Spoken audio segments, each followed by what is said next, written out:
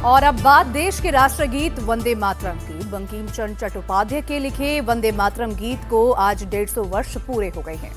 आज ही के दिन 7 नवंबर 1875 को बंकिम चंद्र ने वंदे मातरम गीत लिखा था और आज इस गीत के 150 साल पूरे होने के मौके पर पूरे देश में कार्यक्रम आयोजित किए जा रहे हैं।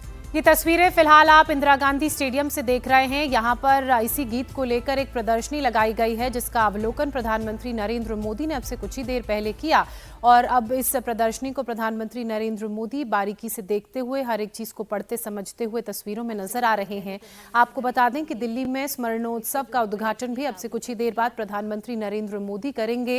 राष्ट्रीय गीत के 150 वर्ष पूरे होने के मौके पर 1 साल तक कार्यक्रम का आयोजन किया जाएगा और आज मुख्य कार्यक्रम तो दिल्ली में है, इसके अलावा अलग अलग राज्यों की राजधानी में भी कार्यक्रम का आयोजन होगा और सामूहिक गीत का गायन भी किया जाएगा। पटना की अगर बात करें तो बिहार की राजधानी, यहाँ बीजेपी के ऑफिस में अमित शाह इस कार्यक्रम में उपस्थित रहेंगे। इसके अलावा उत्तर प्रदेश की राजधानी लखनऊ में मुख्यमंत्री योगी आदित्यनाथ उस दौरान मौजूद रहेंगे जब कार्यक्रम के तहत राष्ट्रीय गीत का सामूहिक गायन किया जाएगा। इसके अलावा लगातार ये तस्वीरें आप दिल्ली से देख रहे हैं जहां बंकिम चंद्र चट्टोपाध्याय के जीवन को दर्शाया गया है, कैसे भारत के इस राष्ट्रीय गीत ने भारतवासियों में को एकता के सूत्र में पिरोया और उनमें एक अलग जगाई, जिसके बाद देश की आजादी में भी इस गीत ने महत्वपूर्ण भूमिका निभाई है और आज इस गीत के 150 वर्ष पूरे होने का ये मौका है और इसी मौके के मद्देनजर एक भव्य कार्यक्रम का आयोजन देश भर में किया गया है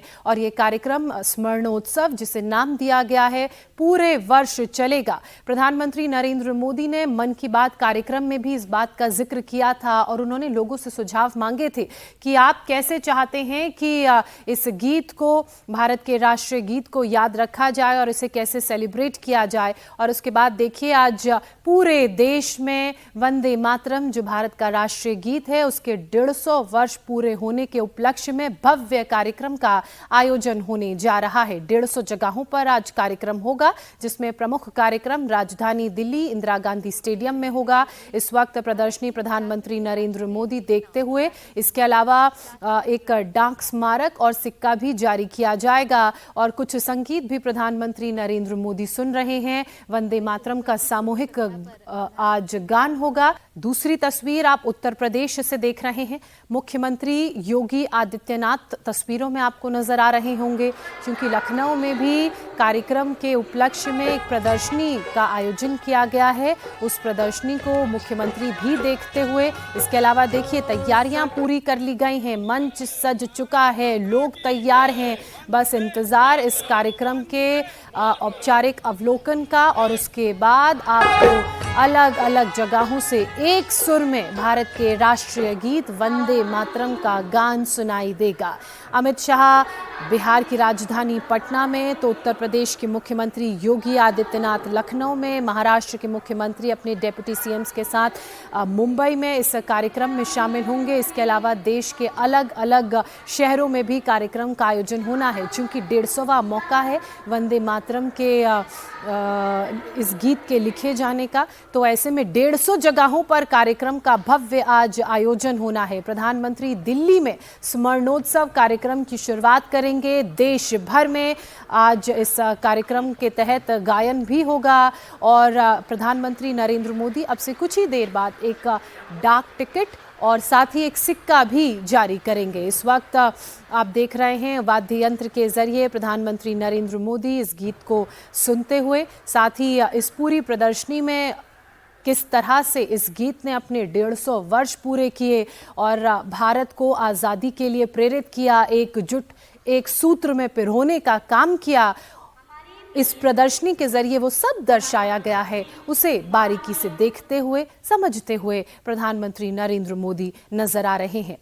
बस क्षण भर का इंतजार जब इस कार्यक्रम स्मरणोत्सव का औपचारिक रूप से आगाज प्रधानमंत्री की तरफ से किया जाएगा। इसके अलावा आपको बता दें कि प्रधानमंत्री ने इस कार्यक्रम के तहत एक ट्वीट भी किया था जिसमें उन्होंने बताया था कि 7 नवंबर यानी कि आज का दिन बेहद खास है क्योंकि देशवासियों के लिए ये दिन ऐतिहासिक होने जा रहा है।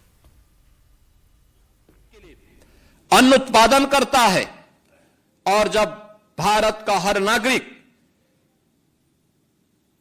स्वार्थ से ऊपर उठ करके अपने कर्तव्यों के मार्ग पर आगे बढ़ता है तो सही मायने में वह वंदे मातरम का ही गान कर रहा होता है। और यही वंदे मातरम के प्रति हम सबका दायित्व बनता है, यही हमारा वंदे मातरम है।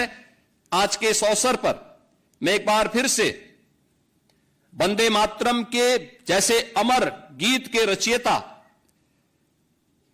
बंकिम चंद्र चट्टोपाध्याय को उनकी इस अमर कृति के लिए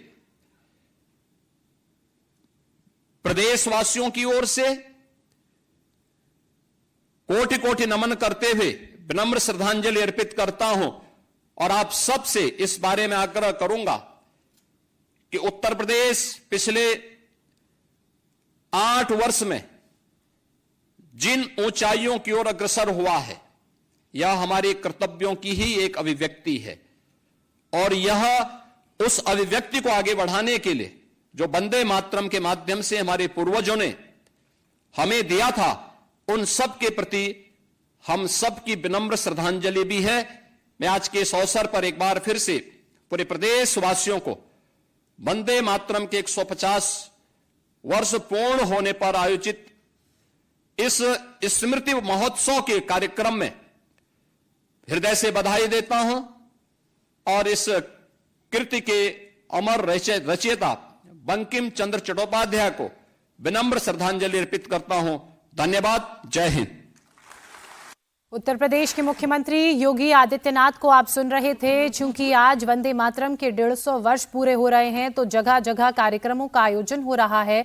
उसी के तहत पहले उन्होंने प्रदर्शनी देखी और उसके बाद वहां मौजूद लोगों को संबोधित किया और इस गीत के रचयिता को भी श्रद्धांजलि अर्पित की और बताया कि कैसे एक माला में पिरोने का काम इस गीत ने किया है। अब ये सीधी तस्वीरें हम आपको इंदिरा गांधी स्टेडियम से दिखा रहे हैं। वंदे मातरम के 150 वर्ष के मौके पर स्मरणोत्सव का आयोजन कार्यक्रम की शुरुआत करने के लिए प्रधानमंत्री नरेंद्र मोदी देखिए मंच पर पहुंच चुके हैं। थोड़ी ही देर में एक डाक टिकट और स्मारक के साथ ही एक सिक्का यहां से जारी किया जाएगा। सीधी तस्वीरें मंच से आप देख रहे हैं, बड़ी संख्या में लोगों की मौजूदगी है।